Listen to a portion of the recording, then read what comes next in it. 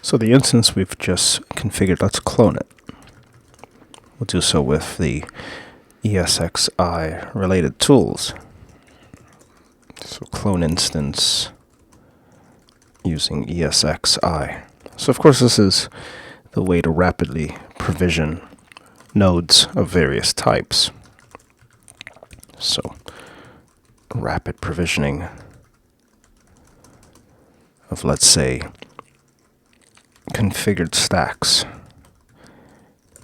And stacks can also be referred to as images. So the idea is you use your virtual infrastructure to maintain images or different versions of stacks that you use in production, perhaps internally for clients, for both, etc.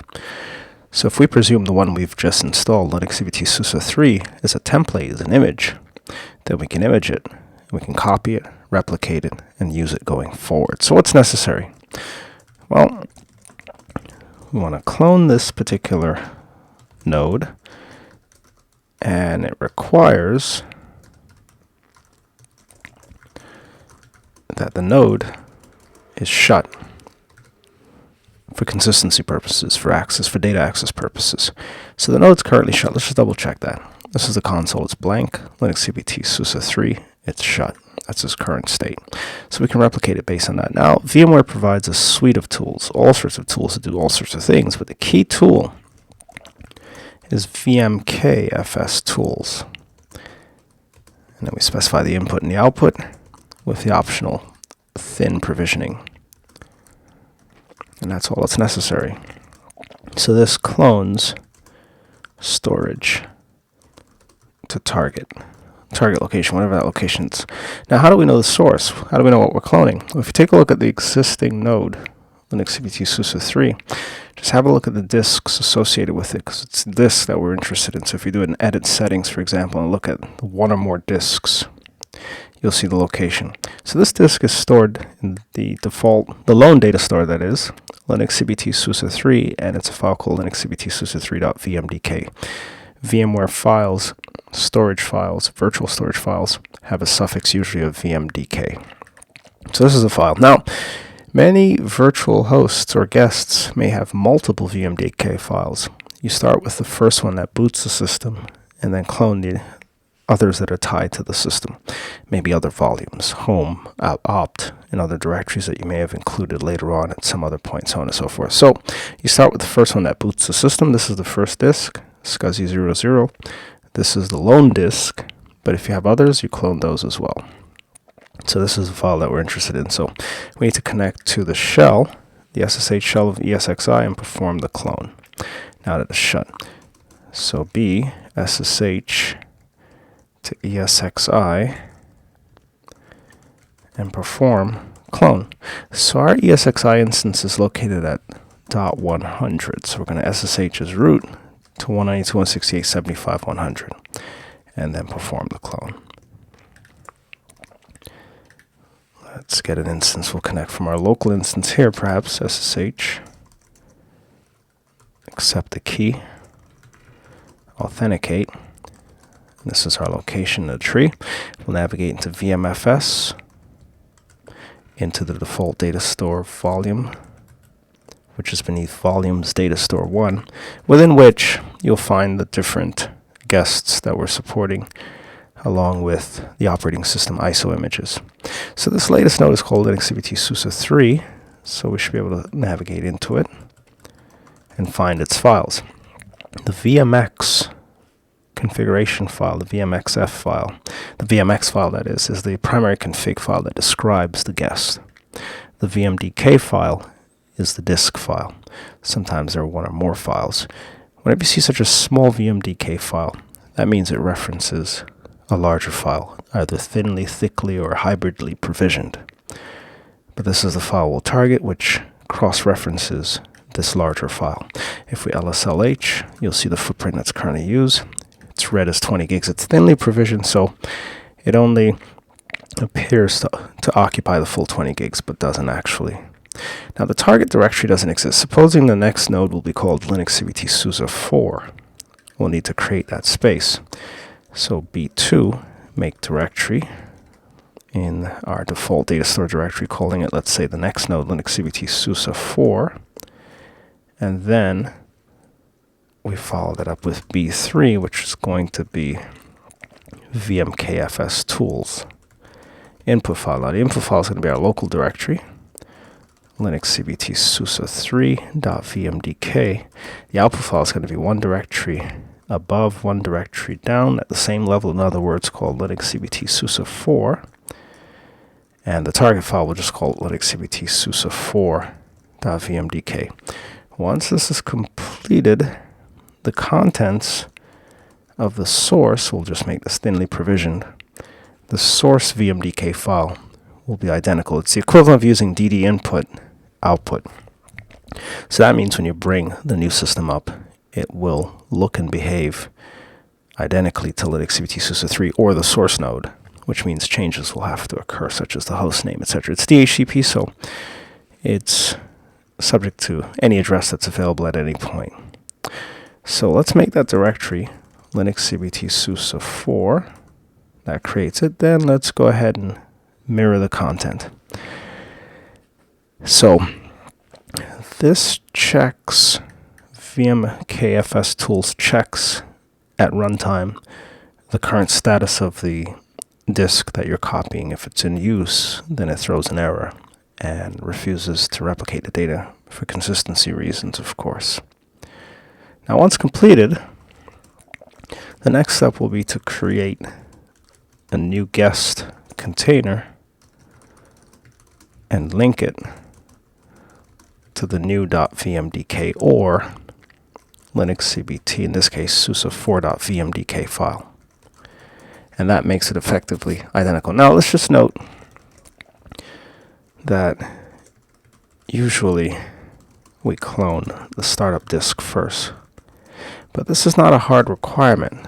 So note, however, you can clone any .vmdk file of interest. So you may have, for example, VMDK files dedicated to, say, home. The contents of, let's say, a home tree from some other system that needs to be replicated. So it could be home, opt, and so on. etc. for config files for consistency across nodes. So we normally clone the first startup disk, which is a root file system, but you're not relegated to just the root file system. You can clone whatever you feel like cloning. So 24%. Now this will probably elapse just to make things expeditious and chime back in when we think we're ready to go. So this has made it to 100%. So at this point, we have a few options. We can, if let's say SLAs demand, we can boot the old system or the first system or the primary system, or maybe it's just a source for cloning. So we can boot it and continue to run it. We can have SUSE 4, this new instance, become the new image that's simply copied and replicated as needed. Or we can simply boot a new instance SUSE 4 up, configure it, make sure it's distinct from SUSE 3, and then boot them both back up just to be sure that they can coexist. So a variety of options exist. So let's see what's in this directory. So there's the clone of the content. Now we need a new container. So let's go over to our virtual instance. And we'll define a new virtual machine. You can make it custom, typical. We like custom because we have control over the various objects associated with the virtual machine. So Linux CBT SUSE 4, using the default data store. Default type virtual machine 8 for us. And this is going to be SUSE 11 64-bit. And all of this is fine. You can even alter or vary these settings because we didn't clone the VMX file. So this particular container will be instantiated as per the settings that we're defining now, which will write the new VMX file. The only thing we've cloned is the root file system, which contains the other file systems as sub-file systems using btrfs. So LSI logic. Now, this is the key. We have an existing virtual disk. So we'll cross-reference it, and then the system will boot. So data store 1, Linux CBT SUSE 4. Let's do a last modified, see if we can get this to the top. It's not showing, so we'll just do it by name. And Linux CBT SUSE 4 should be one of these instances here. And that's SUSE ubuserve SUSE4, this directory. So there's the file, and that'll become the new root file system. And we need not edit the settings of properties because we need not boot from an ISO image at this point. We just need to boot from the default disk. So let's power this on. It's going to come up as the system. Let's just double check. It's going to come up as Linux CBT SUSE 3. So we'll have to change that momentarily, but that's a small problem to deal with. So let's fire this up and see how it comes out at the console. So there, that looks good. That's a root file system. And its host name will come up actually with that variable name. So this gives us the opportunity to use the ask to change it. And then that's it. We'll have a system. So this takes no time. All of perhaps 10 minutes, maybe less, to get a new instance going. And this will fire up the GUI, but that is unnecessary for us. So let's see if we can exit this window and just go to a shell.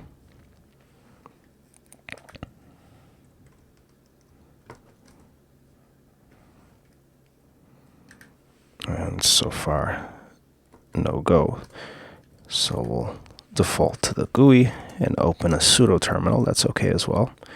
Maybe now it'll respond. Sometimes it doesn't respond to our keystrokes. Well, it's not responding. So let's open a shell and see what this is. There's that host name that came over from the clone. DFH should show the full btrfs layout. That looks good. Let's sudo yast.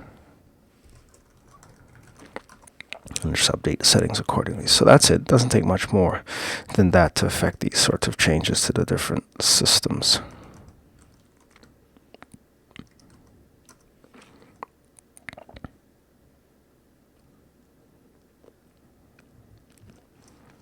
And let's modify this. This is going to be CBT SUSE 4.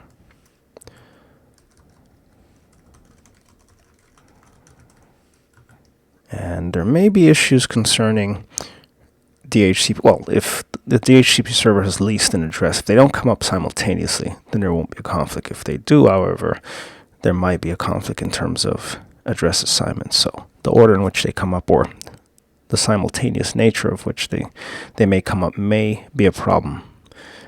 So something to keep in mind, because as far as the network is concerned, these two systems are identical, same everything. But the items can be varied. Actually, let's go ahead and just give this a static IP. We'll tell it not to change the host name via DHCP. Use 101. Search Linux cbt.internal. That should be fine. Let's just write those changes. Actually, the IP we want to change to a static address. We have 140 through 142. Maybe we'll make it 143.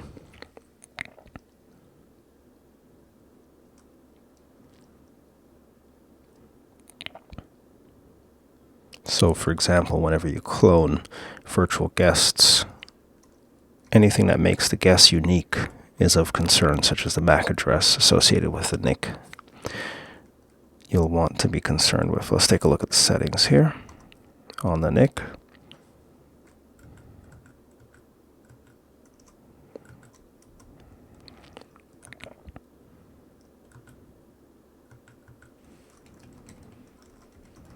Let's make this 143.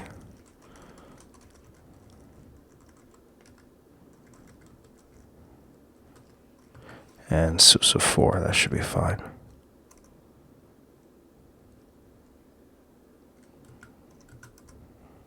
Now that should write it. Let's take a look at the shell, make sure that the settings are consistent. Now, to be sure the things are coexisting, we'll bring the other system up simultaneously. But let's just confirm the IP on this first.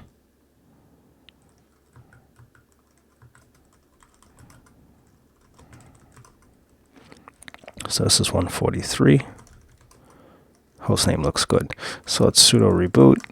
That should still be cached. And while that reboots, let's bring SUSE 3 up. And SUSE 3 should come up with, presumably, the .28 address. And this one should be 143. And maybe we'll just write SUSE 3 to be 142 once it comes up.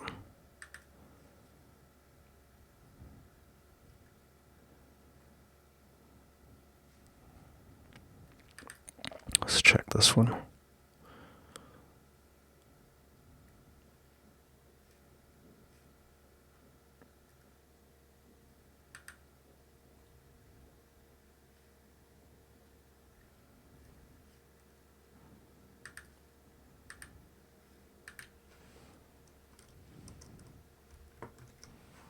And now we get the shell. So this is SUSE 3.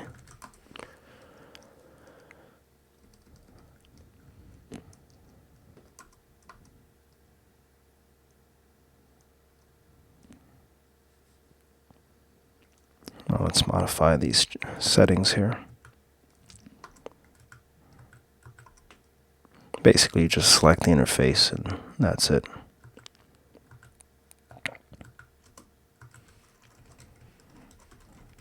This will be 142.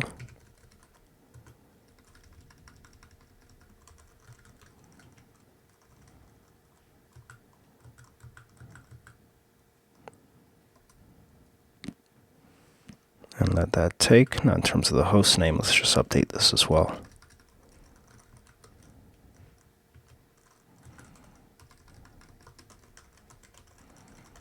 .internal. We've overlooked one setting. Let's just go back. We don't want DHCP to override this setting.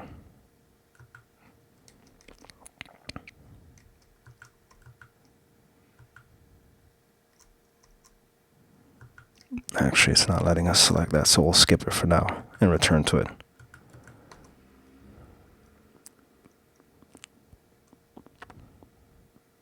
When it's in DHCP mode, it allows you to toggle it.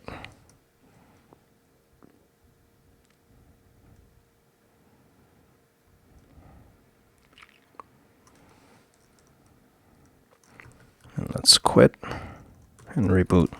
And let's take a look at the other one.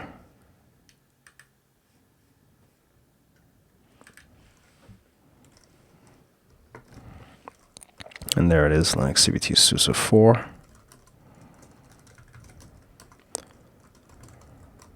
And that's 143. That looks good. So let's exit this. Let's double check. Let's lose focus from the console, free some resources. Take a look at SUSE 3. And this should be up as well, or close to up. And there it is. Let's try to get to that first console. That looks good. SUSE 3.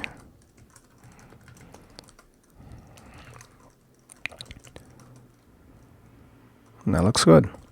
So, although we've relabeled SUSE 3 to SUSE 3 from a variable name, and presumably will make some changes which will vary it from SUSE 4, this node or both can still function as templates, images, sources for subsequent guests or virtual machines.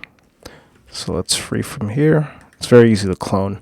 You just simply need to drop the node, ensure that it's not in use, clone it, and as fast as your I/O is, will determine how quickly it's cloned, and that's it. So now we have all these nodes, 1 through 4, with addresses 140 through 143.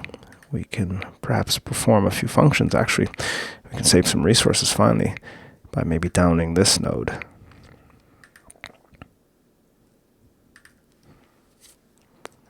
Let's pop back over to our NICs.